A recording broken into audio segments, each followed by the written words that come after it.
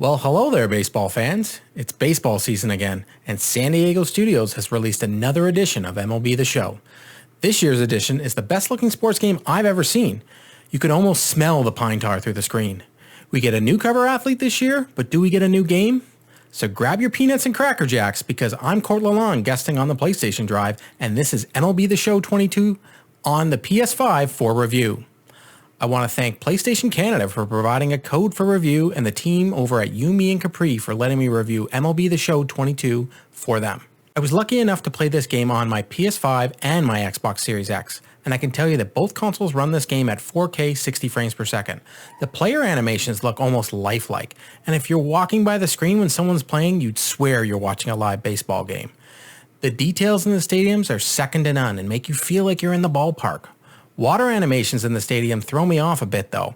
Don't know what it is about them, they just don't look that real. And it's kind of weird considering how great they do on everything else. This is the third edition of MLB The Show for next-gen consoles, and they've hit this one out of the ballpark graphically. The fan animations are some of the best I've seen in any sports game and set MLB The Show apart from any other game of its kind. The UI looks clear with fast response times. Diamond Dynasty mode is awesome. The pack openings could use more excitement. They should take a page out of the EA Sports games and have some of that build up. When you get a rare player though, the animations for that are second to none, but I feel that the animations are an afterthought when you're just opening a regular pack. The game is optimized for the PS5 even though it's available on the Xbox Series X and S and the Nintendo Switch. I've noticed faster loading times on my PS5 than I have on my Xbox Series X. It's not by much by my timing, but it's about 45 seconds, which does make a difference. I was playing the game on my LG OLED and could notice that on my PS5, the colors were just a bit brighter and sharper. The audio on the PS5 is sharp, and the sound of when the ball hits the bat makes you feel like you're at the game.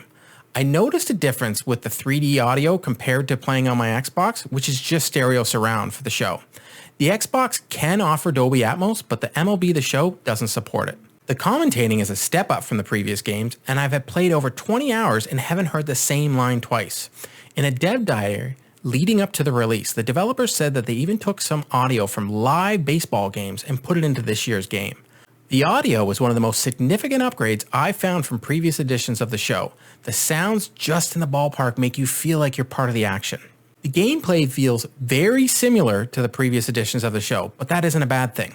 When you nail down sports sims, it's hard to improve on it. As I mentioned before though, the audio and graphics are some of the most significant, noticeable differences in this year's version. Road to the Show and Diamond Dynasty are back and give you endless content. I find myself playing Diamond Dynasty daily and trying to unlock new cards and items for my ballpark. The barrier to entry isn't that difficult as well, with the difficulty settings like dynamic difficulty allowing you to learn the game and still give you a bit of a challenge. This year's game also allows for cross-play and cross-progression, which is a plus. You can play with your friends on the Xbox or the PlayStation. You do need to sign up for an account on the show's official webpage to link your accounts. New to the game regarding online co-op is 2-on-2 or 3-on-3 gameplay. You can use current rosters or your Dynasty team. Other staples like franchise mode, home run derby, and exhibitions are still there. For the first-time players, I recommend using tutorial mode, which will let you try out different versions of hitting, fielding, pitching, and base running to see what is right for you.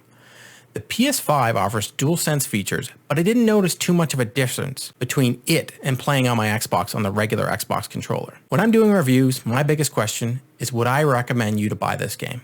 My answer is twofold. If you enjoy sports sims, I highly recommend you checking out MLB The Show 22, whether you get it on Game Pass or you just buy it outright.